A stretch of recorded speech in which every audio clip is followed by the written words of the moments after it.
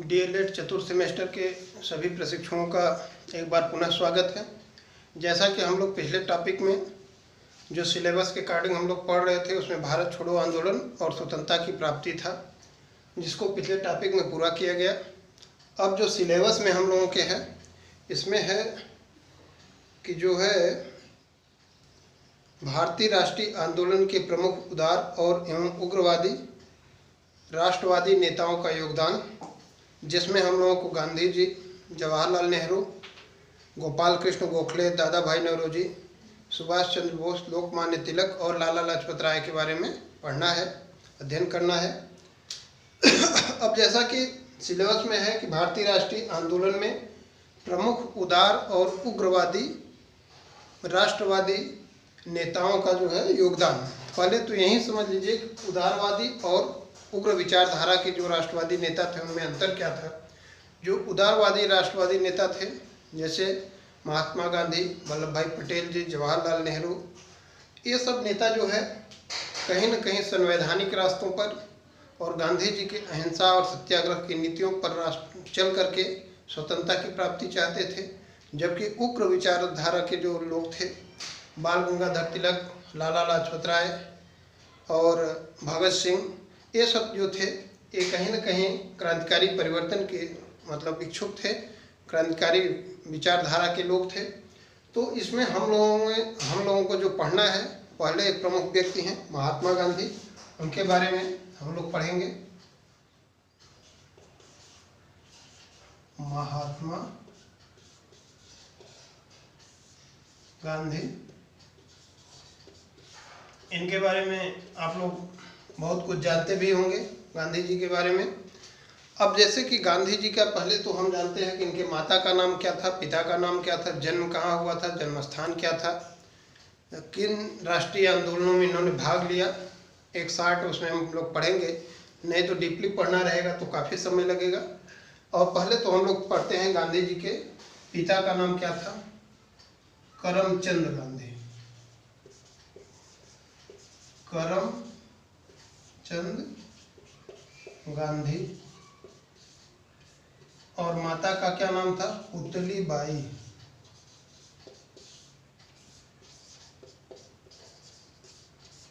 और इन्हीं से जो है मोहनदास करमचंद गांधी का जन्म हुआ। मोहनदास करमचंद गांधी का जन्म होता है और इनका जन्म स्थान जो है, जन्म स्थान पोरबंदर नामक स्थान है गुजरात में। और जन्म कब हुआ है, 2 अक्टूबर 1869, 2 अक्टूबर 1869। तो गांधी जी के पहले हम लोग गांधी जी के बारे में जानते हैं। इनके पिता का नाम करमचंद गांधी, माता का नाम पुतली बाई, और इन्हीं से जो है एक संतान पैदा हुई जिनका नाम मोहनदास करमचंद गांधी या गांधी जी इनको कहा गया। जन्म स्थान इनका है पोरबंदर, गुजरात में है। जन्म कब हुआ है, 2 अक्टूबर 1869 को हुआ है। और इसके बाद जो है हम लोग देखते हैं कि इनका जो विवाह हुआ गांधी जी का कस्तूरबा गांधी के साथ होता है। गांधी जी का जो विवाह 13 वर्ष की उम्र में, 13 वर्ष की आयु में किसके साथ हुआ है, किसके साथ, कस्तूरबा गांधी के साथ। कस्तूरबा गांधी, या कहीं कहीं जो है कस्तूरबा मकानी देता है। ठीक है। 13 वर्ष की उम्र में गांधी जी का विवाह होता है किसके साथ? कस्तूरबा गांधी या कस्तूरबा मकानी के साथ। अब आगे हम लोग देखते हैं कि ये जो है गांधी जी 1889 से 91 तक, 1889 से 1891 तक लंदन में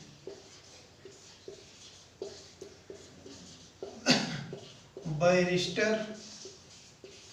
या वकालत की शिक्षा प्राप्त की है।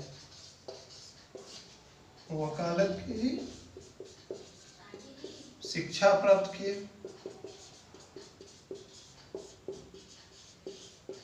ठीक है। 1889 से 89 से 1891 91 तक लंदन में रहे और क्या किए? बैरिस्टर या वकालत की पढ़ाई करते हैं। और वहाँ से लौटकर आने के बाद आप देखेंगे कि यहाँ पर जब भारत लौटते हैं तो Bombay high court, Bombay high court plus Rajkot के लोअर कोर्ट में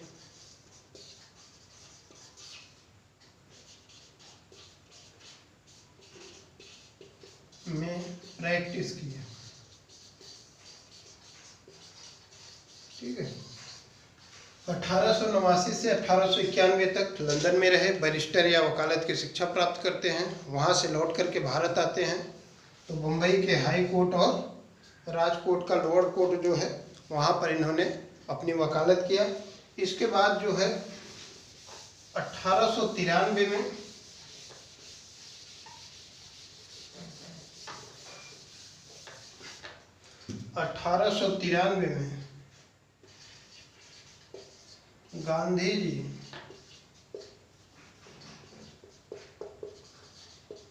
1893 में गांधी जी जो है दक्षिण अफ्रीका चले गए।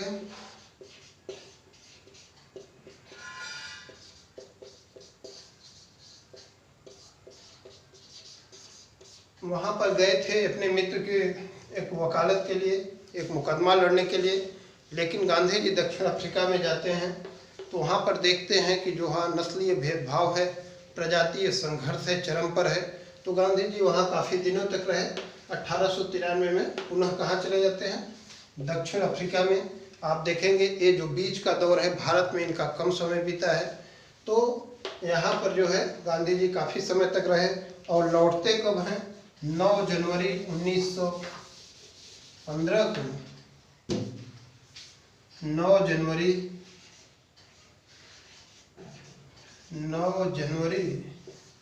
1915 को 48 वर्ष की आयु में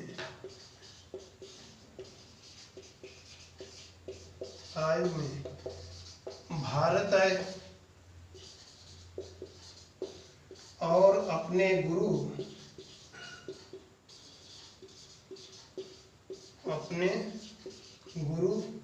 गोपाल कृष्ण गोखले से मिले।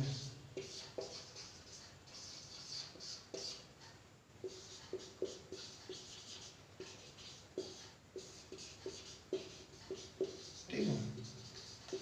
यहाँ पे कई चीजें महत्वपूर्ण है कि गांधी जी दक्षिण अफ्रीका से कब आते हैं? 9 जनवरी 1915 को आते हैं। आप लोग जानते भी होंगे 9 जनवरी को भारत में इस समय प्रवासी भारतीय दिवस मनाया जाता है। गांधी जी का यहीं पर भारत में आगमन के मतलब उपलक्ष्य में प्रवासी भारतीय दिवस को की शुरुआत की गई थी।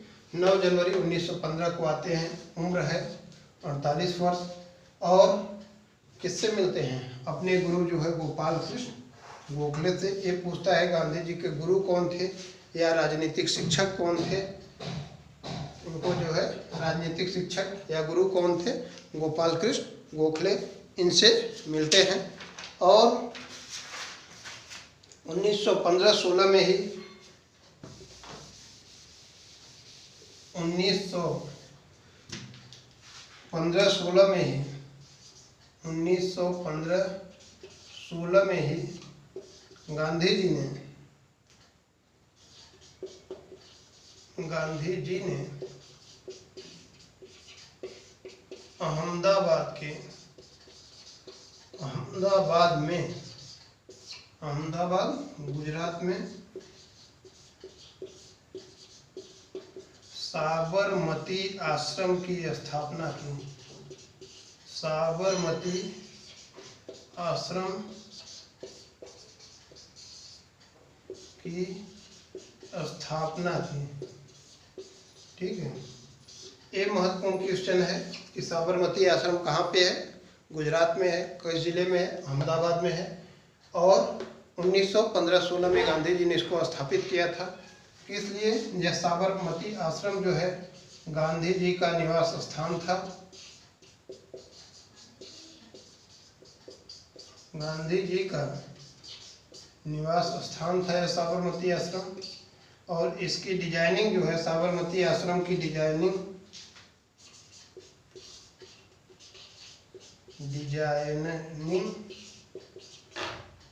या इसके जो वास्तुकार था वो जो है कौन था? कॉलिन बेग था।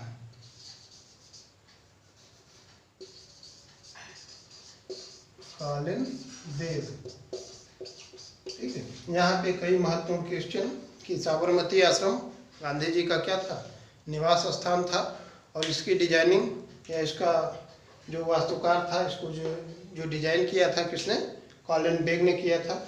अब देखते हैं गांधी जी का राजनीति में प्रवेश कब होता है।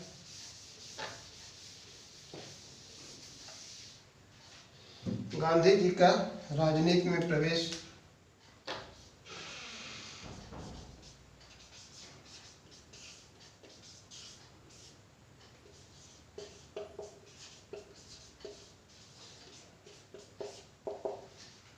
देखिए 1901 का कांग्रेस अधिवेशन,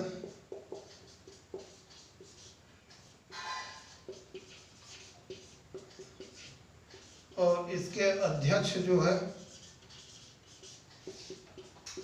दिनसा वाचा है। दिनसा वाचा। अब देखिए यहाँ पे एक महत्वपूर्ण घटना है। आते तो हैं गांधी जी 1915 में, लेकिन आप देखेंगे 1901 में ही कांग्रेस के अधिवेशन में अध्यक्ष हैं दिनसा वाचा। यहीं पर गांधी जी ने एक पत्र लिखा अध्यक्ष के नाम, और उन्होंने कांग्रेस के प्रति अपनी आस्था व्यक्त की और कांग्रेस के का सदस्य बनने की इच्छा व्यक्त की। लेकिन ये 1901 की घटना है, बीच में गांधी जी भारत में नहीं हैं, तो अध्यक्ष जो है इसके सदस्य नहीं बन पाते हैं।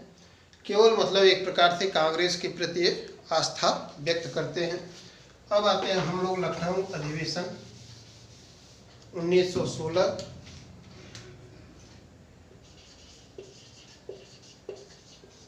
लखनऊ अधिवेशन 1916 का है। गांधी जी इस अधिवेशन में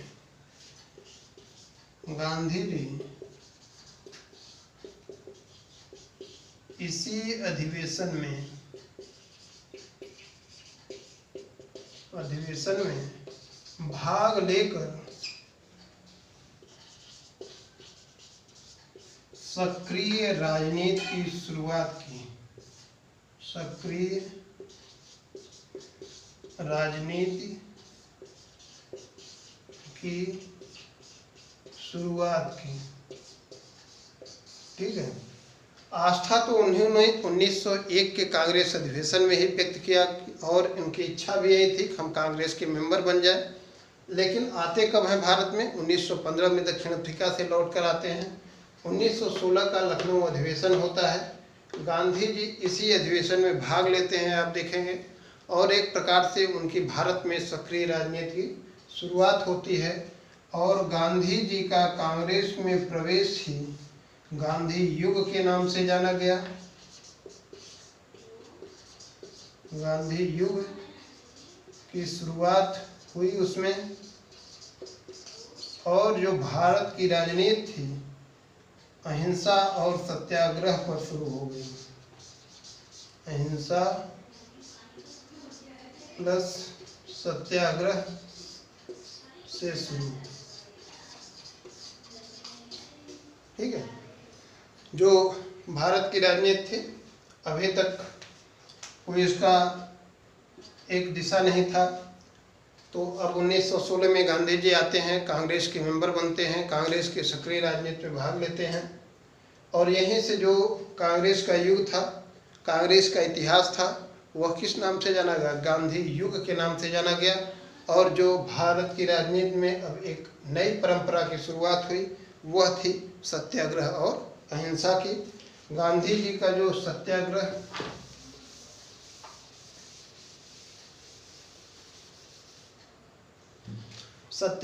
और अहिंसा जो गांधी जी का विचार था, अगर आप देखें, अहिंसा मतलब हिंसा के रास्ते पर हम लोग नहीं चलेंगे, सत्याग्रह मतलब सत्य के लिए आग्रह, सत्य के लिए विनय, किसी प्रकार का हिंसा का रास्ता नहीं अपनाएंगे। तो आप देखेंगे गांधी जी का अहिंसा और सत्याग्रह का विचार जो था, गांधी का अहिंसा प्लस सत्याग्रह का जो विचार था,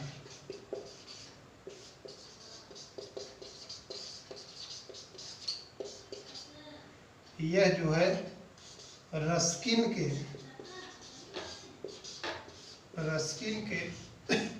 unto the last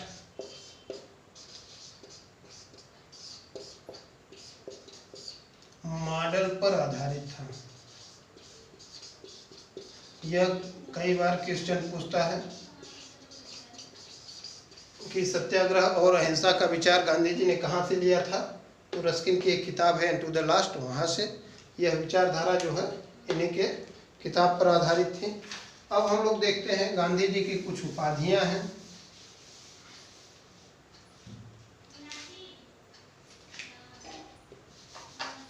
Gandhi ji की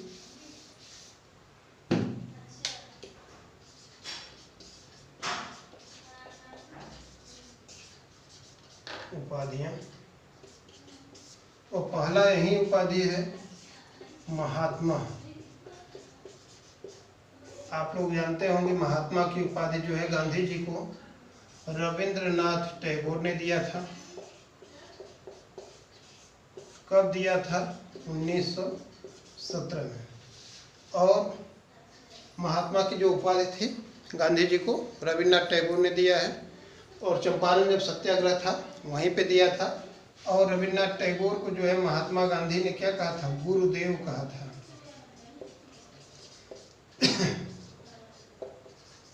महात्मा गांधी ने गुरुदेव कहा। महत्वपूर्ण क्वेश्चन है कि गांधी जी को महात्मा की उपाधि रविंद्रनाथ टैगोर ने दिया है और गुरुदेव की उपाधि रविंद्रनाथ टैगोर को महात्मा गांधी ने दिया है। इसके बाद दूसरी एक उपाधि थी राष्ट्रपिता।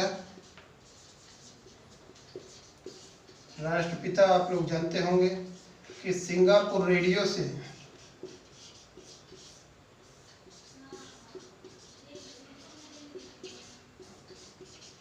सुभाष चंद्र बोस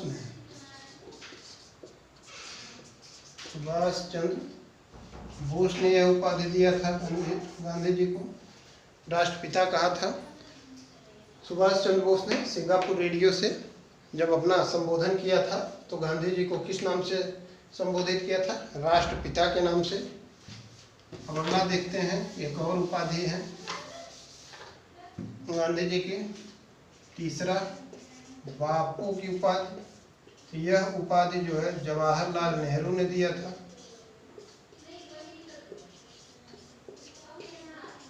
जवाहरलाल नेहरू ने जो है यह जो है उपाधि दिया था। और एक उपाधि और है कैसर ए हिंद। कैसर ए